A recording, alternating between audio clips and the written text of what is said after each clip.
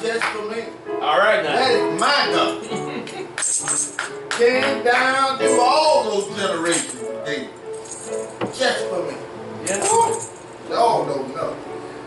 Obviously you've been told, but you don't believe.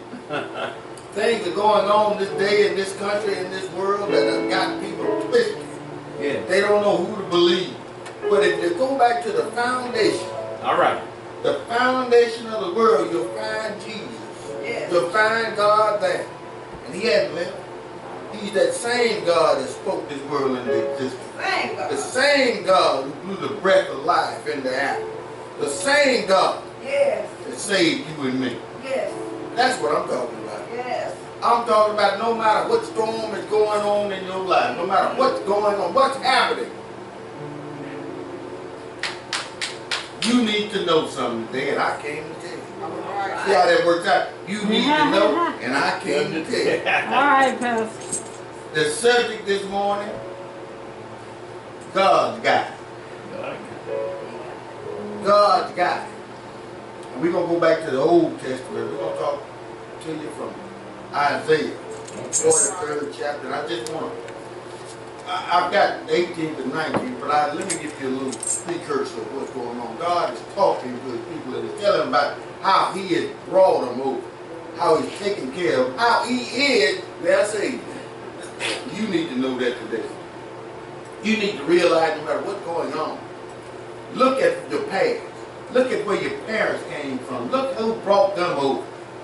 You look back far enough, some of your folks was in slavery. If you wasn't in slavery, you thought you were.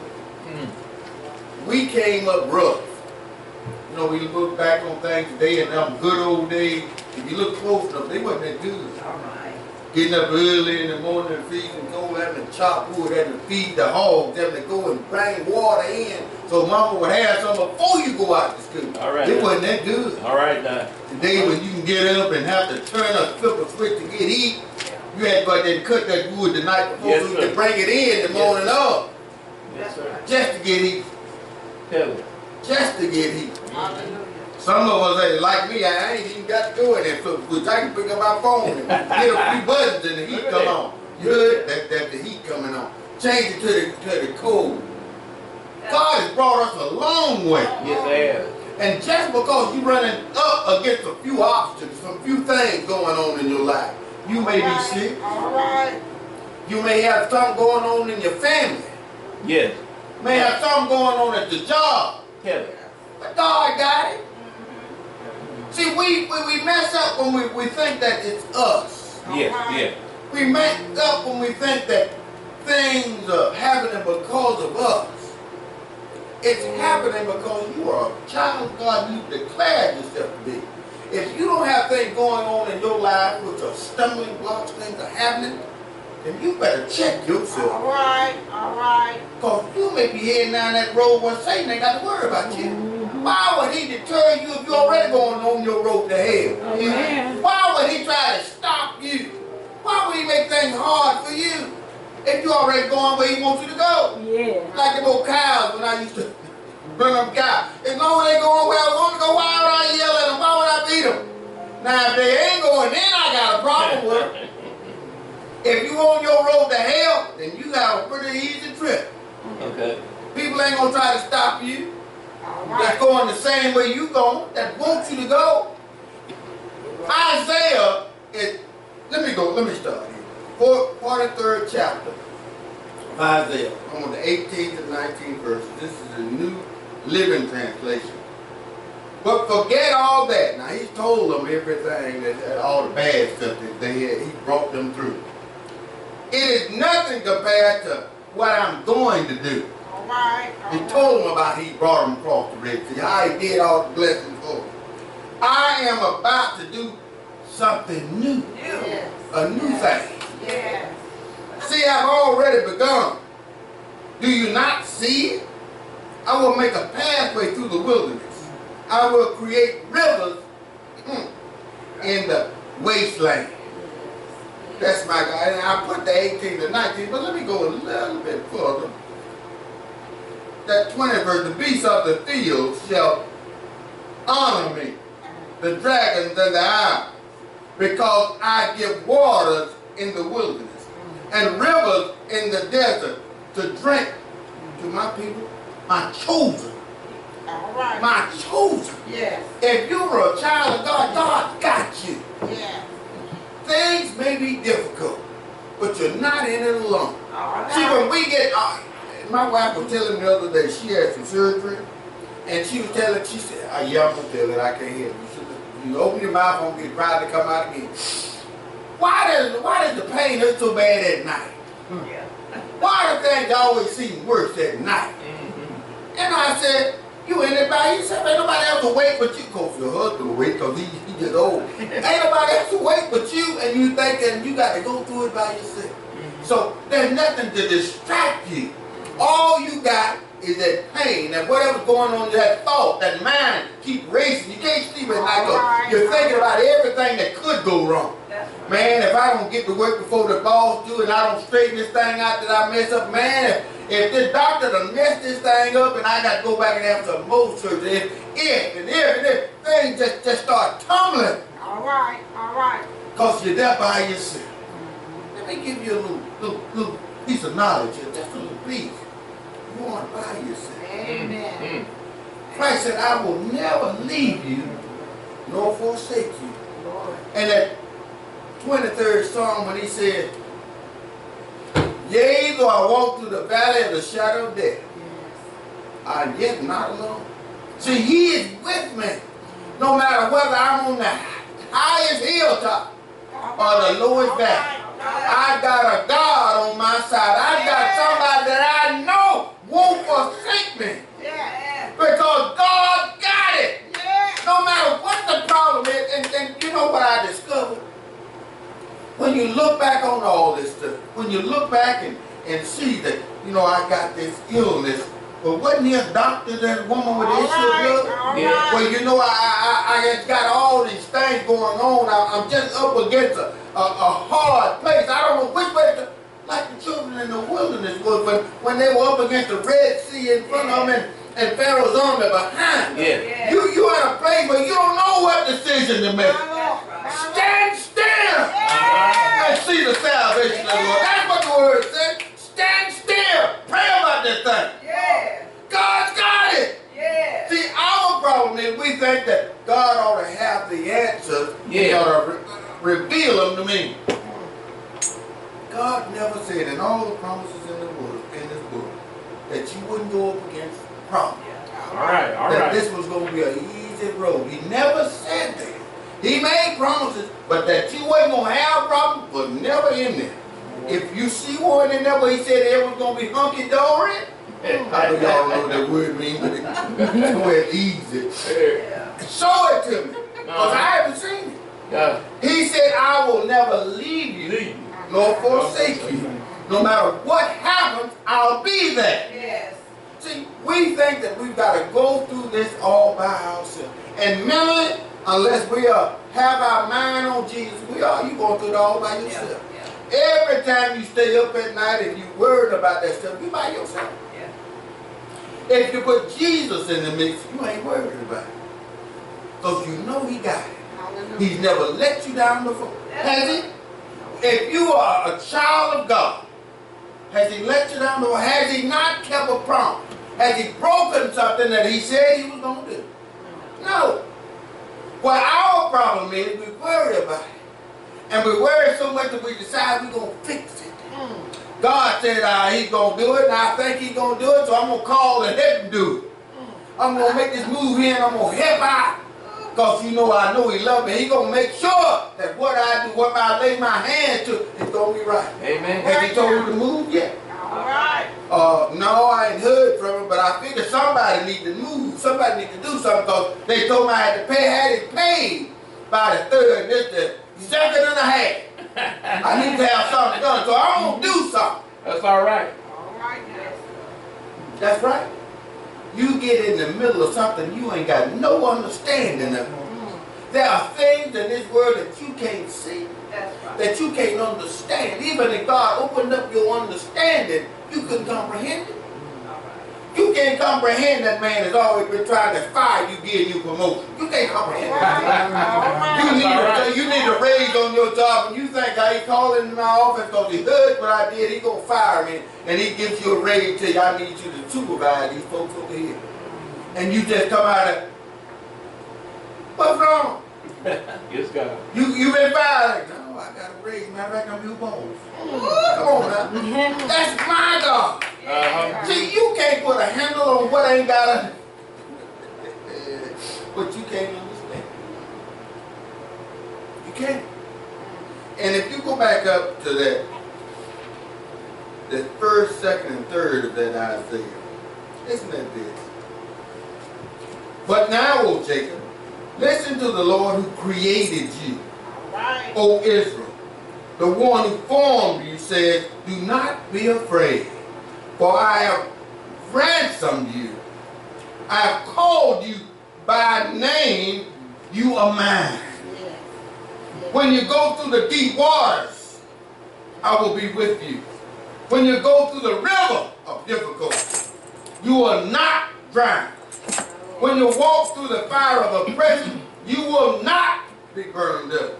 The flames will not consume you. For I am the Lord your God, the Holy One of Israel, your Savior. Yes, yes. See, that's the part that you got to realize. Your Savior.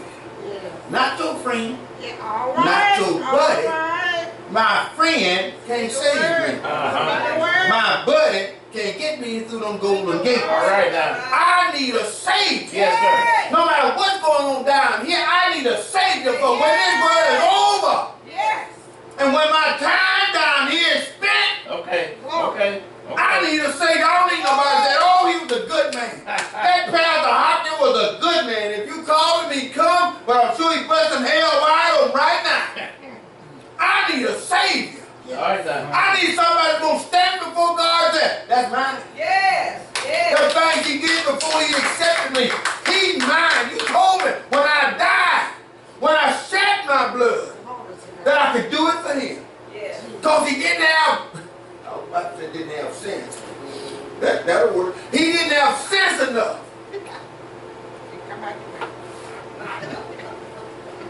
All right. I can say it all the way. All right. He didn't have. Glory to God.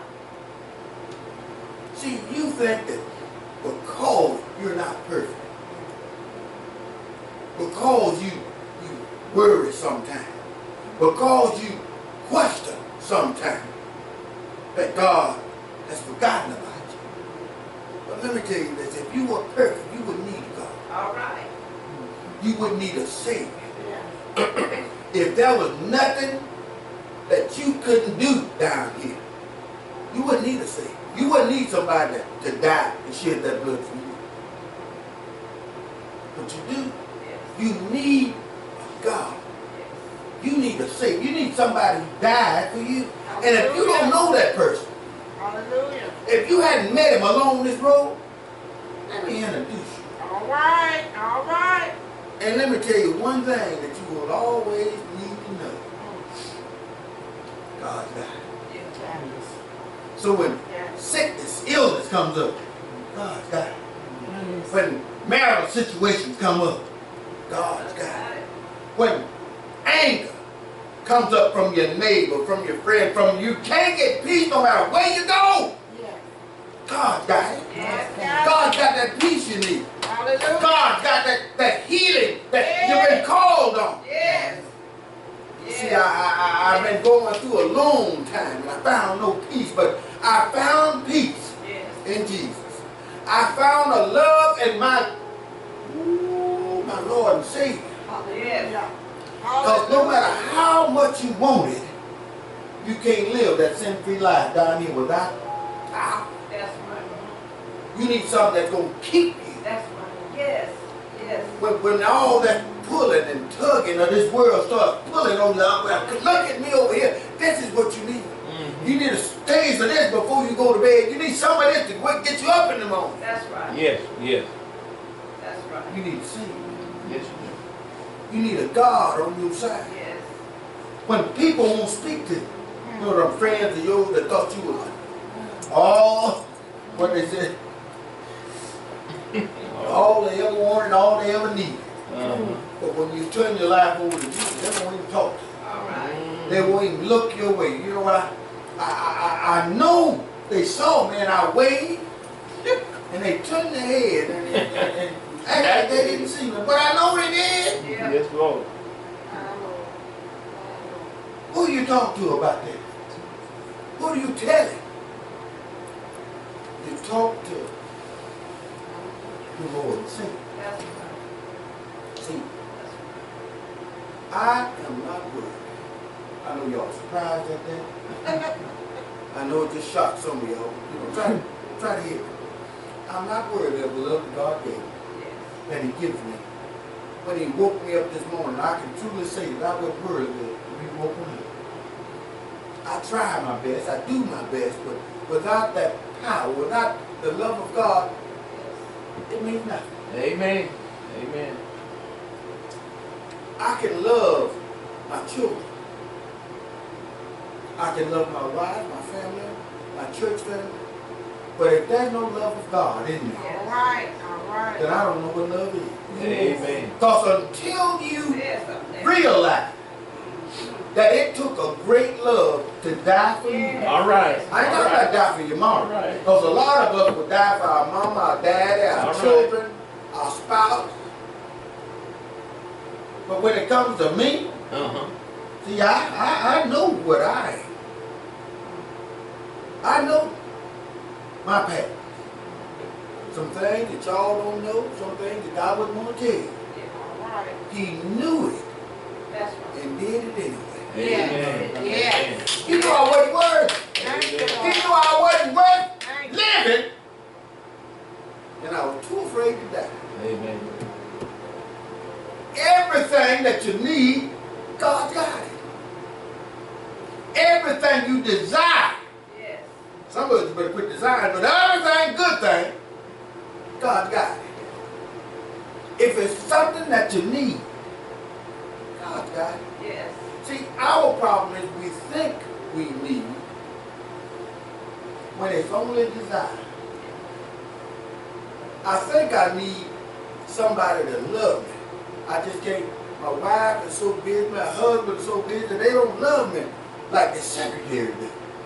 She understands my ups, my downs. I can tell her anything. All right. My wife is too busy, and my husband just don't understand. He's working all the time. But this person, that person is supposed to be working too.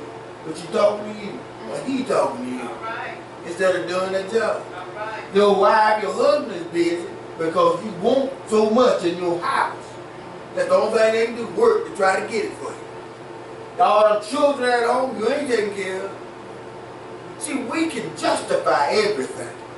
You know, they ain't doing this, or we need that, or we all you need, foundation All right. of a good marriage, a good life, is Christ. Amen. Amen. That is the foundation. That's right. The morals, the principles of Christ. Let that be your foundation. Yes. Husbands, love your wife. Yes. It's Christ loved the church. Christ died for the church. Amen. Come Amen. on now. All right. Amen. You get quiet in here. Christ died for the Died. church. He died. Now, I like her. I married her. But you know, I don't know about that dying thing. Dying is permanent. That's forever and always. You know, I'm young. I can get it. Well, I can get it late. Don't nobody want you. Come on now. We think that all we need to do is change a few things. That everything's going to be all right. You know, picture this. You out here in a boat. So, Deacon James' son put a picture of us fishing. If he don't quit doing that, it's making me jealous. I'm a hood. But we all, most of us, we fished or we have fished before. And you know, you get out there. One thing I told a friend of mine, He got a boat and they're trying to get me out in that boat for a long time. I said, yeah, I don't know how to fish in the bank. Everybody going out there in the water. I swim enough. They taught me enough at Alabama State. They keep them drowning, but I ain't the trust that. I ain't going out there. No. But if you out there in the boat, you ain't got any motor on it, you just out there. Feel y'all out there, none of y'all swim. You out there, and the best place to catch them big old fish, them catfish, is up there in that fast water. So you go out there in that river and where the water gets fast and try to stay out of that fast, but just close to it. Close enough so you can catch the line. And they told me that the best time to catch them big old cats is right at dusk. And we out there, we catching fish and we doing good. And then look around the dark. And I can't see where them rapids start, where the water started getting fast there. And I'm out there, and then the boat started going very fast, and I start hearing that water, and you know it's running fast when you can hear it. And everybody get to panic. And you're going out there, and you're just trying to get that and row, because you ain't got a motor, you just row. You're trying to get to the dry land, and then somebody get up, holler, oh, I can't swim, we all gonna die. And you get them on yourself, and you're like, oh, I got to do something in my boat. I brought them out here. And it look like it's getting dark out there, and nobody's around to help you. I got to do something. I got to get to dry land, and something. You get out on that little swimming you learned at Alabama State University that fall quarter at 8 o'clock in the morning when the pool was cold. And I'm gonna pull the boat over to the bank. And they were paddling, throwing them oars all one by one of them almost hit you in the head, and all of a sudden your foot hit something and you stand up and you find out that you in 4 foot of water.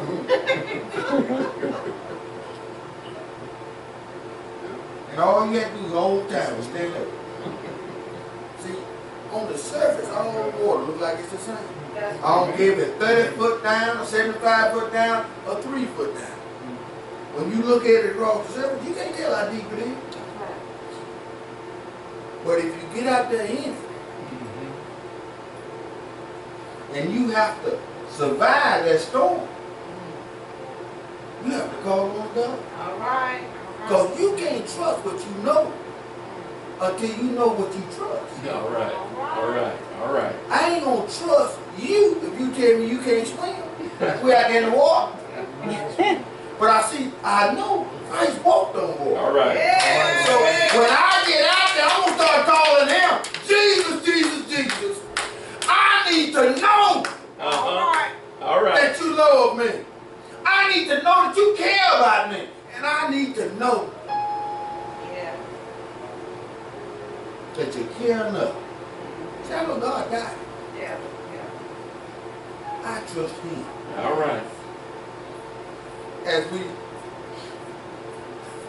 one other thing. 1 Peter 4:12 says, dear friends, don't be surprised at the fiery trials you're going through. As if things were strange, as if something strange were happening to you. Christians don't go through it. Yeah. Don't think it's strange what you're going through. Because if you don't go through, as I said earlier, you may be on the wrong road anyway. Things will happen to you because you have made a decision to go with Christ. That straight and narrow way, Satan will do everything he can to get you off that road. He'll put stumbling blocks in your way. He'll put friends in your way, so-called friends. Women, men, drugs, alcohol, anything. And he knows what it is going to say. Some things won't bother you. That's right. That's right. Some things ain't going to bother you. Satan knows what it is. Alcohol, ain't going to bother me. Drugs, my children, oh, now. Come on now. You better leave my children alone, I'll be done. I'm going to say this, and then I'm going to talk to you. Get this. And then we're going to call it a day.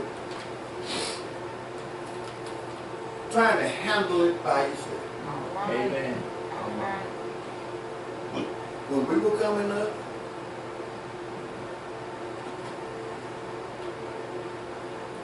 you messed with one, you had to mess with all. That's just where it was. You messed with my children, my money, my wife, my family. Ain't no getting even. It was getting better. You bother mine, I'm gonna burn your whole house down. Wasn't no tit for tat. But you see, that's not Christian. All right. It's not. All right. That is not God. That's right. And believe me, it's still in there. You got to get prayed out. Because every time something happens like that, somebody do you wrong, first thought, Lord, I'm going. That's right.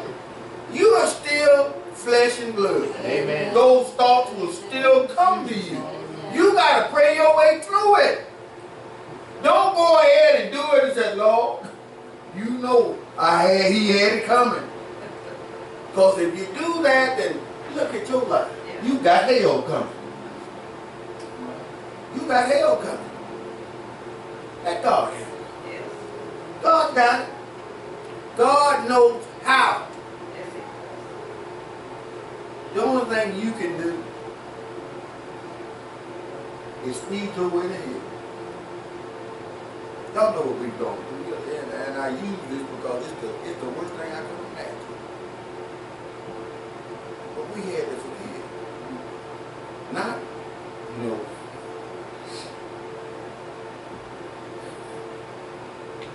there was a time when I wasn't in the forgiving mood. And I'm a pastor, I'm still a All pastor. right. All right. I wasn't in the forgiving mood right after this thing happened, and I had to pray about that thing. Because I found out an address, I don't know if she's still living there or not. I'm being serious. I'm trying to help somebody. Amen. Amen. is. All right.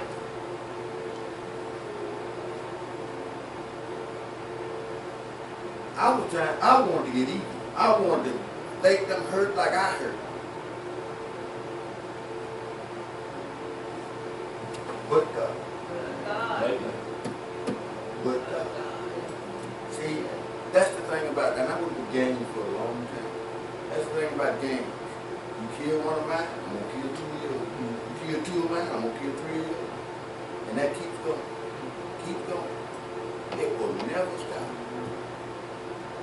And that's the way we can do it. You get even with me, then I got to get better.